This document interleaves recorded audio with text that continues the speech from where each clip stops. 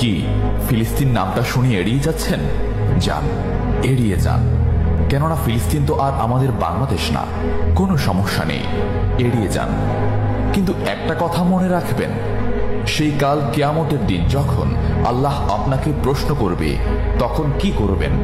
কি করবেন যখন জিজ্ঞাসিত হবেন যে কেন আপনি মজলুম ফিলিস্তিনদের পাশে থাকেননি? জানি উত্তর দিতে পারবেন না, কারণ আপনার নিজেরই জানা নেই এর উত্তর কি হবে। এখন হয়তো বলতে পারেন যে আমি কি করে ফিলিস্তিনে গিয়ে মজলুমদের পাশে থাকব, কি করে এত দূর গিয়ে সাহায্য করব? হ্যাঁ, এইরকম প্রশ্ন যদি আপনার মনে উদয় হয়ে থাকে, তাহলে অবশ্যই আপনার মনে অলসতা আর বজ্রে ভরা। এই আধুনিক যুগে অস্ত্রের চেয়ে পাওয়ার হচ্ছে মিডিয়া, তাই মিডিয়ায় বেশি বেশি করে তা প্রচার করুন। হ্যাশট্যাগের মাধ্যমে প্রতিবাদ করুন। এই ক্ষুদ্র প্রতিবাদ একদিন অনেক বড় প্রতিবাদ হয়ে দাঁড়াবে। বিজয় একদিন ইসলামেরই হবে ইনশাআল্লাহ। এটা আমার কথা নয়, এটা এই মহাবিশ্বের প্রভুর কথা।